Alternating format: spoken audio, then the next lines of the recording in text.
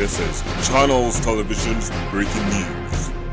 जन साथियों, मैं हूं प्रदीप करौरिया और आप सबका स्वागत है सत्य के साथ हिंदुस्तान न्यूज चैनल में।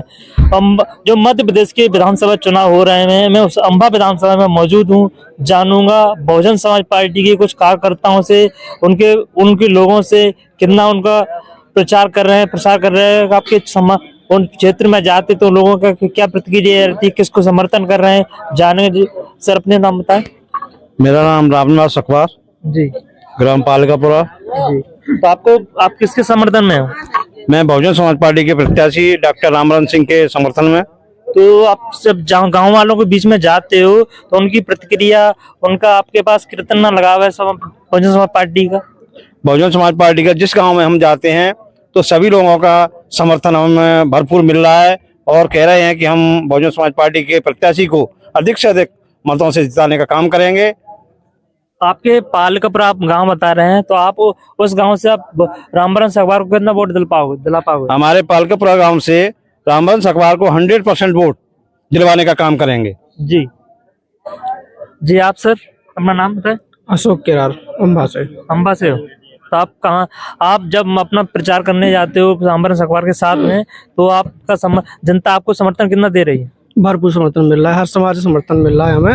अब की बार बीएसपी को ही आना है यहाँ पे, डॉक्टर रामबरन जी को। तो आप जिस क्षेत्र में रहते हैं, जिस इलाके में, जिस मोहल्ले में रहते हो, आप वहाँ से कितना वोट दिला पाओगे?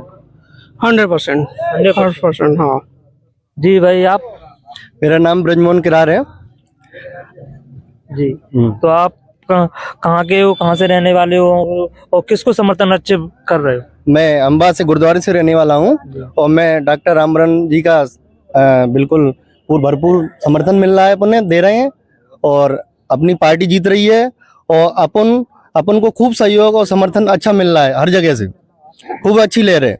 तो ये बताओ, कांग्रेस पार्टी या बीजेपी पार्टी का कितना प्रचार चल रहा है और जनता उनके बारे में क्या सोच है जनता की, कितना आपसे कुछ बोल रहे हैं उनके बारे में जानकारी दो।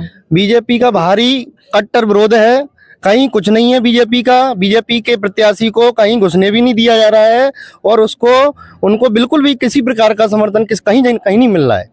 और कांग्रेस का कहीं कुछ नहीं है और सबसे ज्यादा बीएसपी की लहर है जी। और जाने कुछ और लोगों से। जी सर, अपना नाम बताएं। मेरा नाम हरिमोहन सिसोदिया है, मैं ग्राम रूंदकापुरा से निवास हूँ। जी। तो आप समर्थन जब गांव वालों से जाते उनके बीच में, तो वो उनकी प्रतिक्रिया क्या रहती है आपके लिए?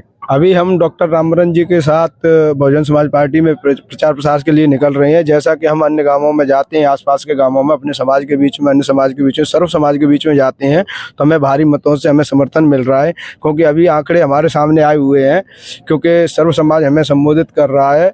अपने दिमनी विधानसभा से डंडोते जी का सर्व समाज लगा हुआ है, रुस्तम जी का समाज लगा हुआ है सर्व समाज, और अपने अंबा विधानसभा में हमारा समाज तो एकजुट होकर बिल्कुल अपने मिशन मूवमेंट, अपने पूर्वजों की विचारधाराओं पर चलने वाला है। हमारे पूर्वज जी भी कह के गए हैं, कई लोगों के कहते हैं कई पूर्वजों ने नहीं कहा, लेकिन हमारे परम पूज्य बाबा साहब भारत रत्न बोधिसत्व अम्बेडकर जी ने कहा है कि जाओ संसद पे कब्जा करो। तो हमारा दायित्व है राजनीति में आना और राजनीति को विजयी बनाना जी।